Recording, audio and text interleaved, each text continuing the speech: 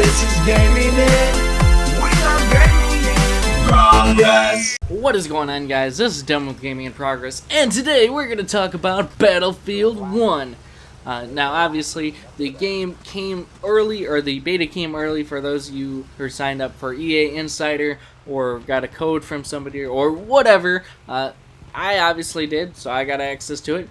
And, I was able to get in, play for quite a bit before I had to get off and pass out because, well, I was exhausted because I hadn't slept yet.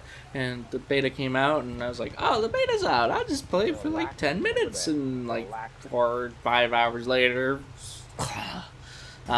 So that really says how good the beta is, in my opinion. It's a lot of fun to play. It's a lot different from other Battlefield games I've played in the past. Some people are like, oh, it's just like Star Wars Battlefront, it's just like Battlefield Hardline, and no. I do feel like it takes like a little bit of elements from those games. Like at the end of the round, there is the leaderboard, or like the way it shows like who performed well and stuff like that. That definitely feels like it was taken from Star Wars Battlefront, simply because it's got that same like design to it. You know, it's got that same like look and stuff to it. A little bit of elements from Battlefield Hardline, I would say, would be maybe the way the vehicles handle, because they didn't handle great in Hardline, but that makes sense for them not to handle good in Battlefield 1, because this is World War 1. Everything was shit in World War 1. I mean, you didn't fucking even have anti-tank rockets, you had fucking anti-tank grenades that you would have to fucking throw at a fucking tank, which was basically like a bunch of explosives wrapped up, and then it's like, whoop, throw it, hope I hit it, and I've hit a couple tanks with it, but it's not the easiest thing to do. So let's talk about a couple things here. There's only the one map, but obviously there's at least I believe I've only played the one map. If there's two, I've only played one. But there's different game modes. Obviously, you have Rush, you have Conquest, and then there's also different variations of the map, it seems. Sometimes when you start on the map, it'll be the regular looking map. Other times, you'll start into the map, and it'll be like a fucking dust storm, basically. Like a fucking... basically a sandstorm, and fucking sand everywhere, and you can't see what the fuck you're doing. You got low visibility and stuff, and you know, I like shit like that. I like where they make the environment challenging and changing every time you load into the map. Other times you'll spawn in, you can have like, you'll find that there's a train for you to go around in the map, and oh boy, said train. That train takes a lot to take that train down, because I was in the train for quite a while with my buddy the Broman. And we were just in the train at a certain point, just going back and forth, because the track only goes so far one way, and then you have to back it up and go the other way. So it was really interesting to drive around in that train and have like the lack of movement that other vehicles have, like the tanks and stuff, but have like this tremendous amount of firepower. It had a tremendous amount of firepower. It had all these fucking big ass cannons on it, and anti-air and anti-infantry. It looked like I only played around with one of the cannons that I was using to take out tanks and stuff when I wasn't driving. So that was a lot of fun. The horseback is kind of I mean, it's neat, but I would have to say that it's really hard to be effective on horseback. You could argue that, yeah, that's how it would be ideally, you know, that's how it's supposed to be. But, you know, I feel like they made it a little too hard. I haven't been able to hit anybody with the sword yet, you know, so that's very difficult to do. I haven't been able to really shoot anybody either, because you can't really aim down your sight. You just kind of hold the gun like this, kind of like shoulder it, and just shoot and aim kind of at stuff.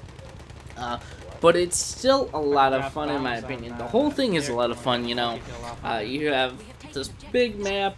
Really big maps are always a lot of fun in Battlefield. You have all these different new types of things to play with, all the different weapons. They kind of changed the way the classes work and stuff from Battlefield 4, so that's neat.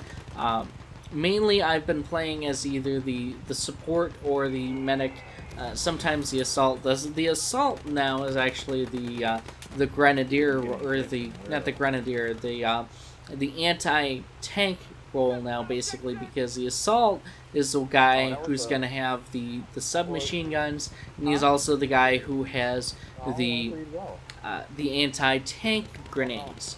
So if you're trying to figure out, okay, how do I take down these tanks, you need to switch over to the assault class. That way you're going to be able to take down those tanks with the anti-tank grenades.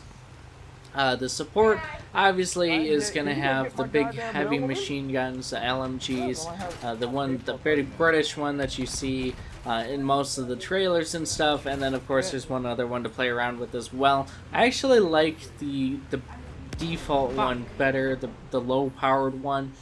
It seems to just perform better overall. It seems to be more accurate and stuff. Contradictory to what the stats seem to reflect, it's just better in my opinion. So I use that one a lot. I've been trying out as well the assault class here and there. The SMGs are really hard to fire because, well, they're not accurate, usually as is. But on top of that, it's World War I, so again, everything is shit and really inaccurate, and you know. So let's talk about the planes though, because when you go to spawn a plane, you have three options. You have the fighter, you have the bomber, and then you have basically the jack of trades of the two, which is kind of an in-between. I've been mostly flying the bombers. They're a lot of fun to fly if you can hit your target. The big bombers don't allow you to like look down at the ground like the smaller bomber does. So you can't look down and see like what you're dropping your bombs on. You just have to kind of aim with the map and hope for the best. So you gotta aim with the map, hope for the best, and hope you hit something. What's nice though is it does have 3 seats. You have the cock pilot, which is going to allow you to fire the bombs. You have the front gun, and then you also have a rear gun, or a tail gun, as they were often referred to. So, and you really want to have somebody in the tail gun, especially with this big slow bomber, because you're not going to be able to do maneuvers like you will be able to with the other planes, and you're definitely not going to be able to outmaneuver those fighters. So, if you're going to use the bomber, try and get somebody in your squad to be your back gunner or your tail gunner, because you're definitely going to need that. And it is really satisfying, though, I will say, if you can hit somebody with the bombs. I did manage to hit a few targets with bombs, one of them being a vehicle, one of them being some infantry units, and it's really satisfying if you can hit shit. One thing to remember, too, is you can actually repair planes in the air by tapping or by holding L1. This will, though, however, basically put you in a stationary state. Your plane will just fly forward. You won't be able to turn or anything. You just have to fly forward, hope nothing comes behind you or starts shooting at you while you're attempting repairs. Other vehicles can be repaired as well. I believe that the repair system basically functions the same. It's basically just, you gotta be stationary kind of, and then repair. You can also land on the ground and do this, I suppose. I was just doing it in the air until something would fire at me, and then I would basically disengage the repair and get back to flying the plane. So the tanks in game though are really different, you know, because they're World War I tanks. They're slow moving. They've got these weird designs and stuff, and the treads aren't nearly as effective as they are in modern tanks and stuff. So they're slow moving, and they're bulky, and they're weirdly designed. So like the one tank that I was using has like a front gun that's a light machine gun, and then it's got the 2 side guns are cannons that are like traditional cannons, meaning they fire big shells, and then you've got also a rear gun, so you got like 4 or 5 seats there, and it's really interesting, and it's really different from tanks you've seen in Battlefield 4, like the AP, it's kind of like an APC, but it's a tank, because it's got that heavy tank round, you know. So so far, it's been a lot of fun playing the beta. This is kind of just like a first impressions thing that I wanted to put together, throw together real quick. I'll probably be streaming the beta at some point, depending on how I feel about doing the stream, because I did the Titanfall 1 stream, or the Titanfall 2 alpha stream, and I didn't really have a lot of people watching that, but I'll probably still do it anyway, just for the hell of it, you know.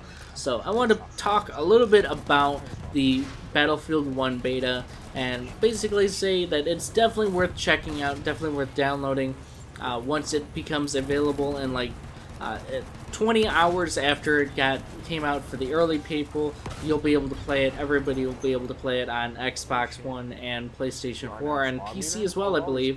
So definitely check out the Battlefield 1 beta, but be prepared to kind of not be used to it, because it's a different gameplay from what I've experienced in the past. You know, it's not like Battlefield 4 where you have like all these options to take out everything. A lot of times, like, the best option feels like to hide, like whether, like, if it's like if you're playing and you see like the big train or a tank or something, a lot of times it's just like, okay, just fucking hide in this building or something or whatever. Because me and the bro man was like, we got pinned down by a tank. It's like, okay, we're just gonna hide in this building for a bit, hope he goes away. So that's really all I have to say about this. If you guys have enjoyed this video, please be sure to hit that thumbs up. But let me know in the comment section down below what you think of this gameplay. Let me know what you think of the Battlefield 1 beta. Are you excited for it? Have you gotten to play it at all? Or are you waiting till it becomes open so that you and everybody else can play it? Let me know in the comment section down below. And as always, this has been Devin with the Gaming Progress, and I will see you guys in the next video.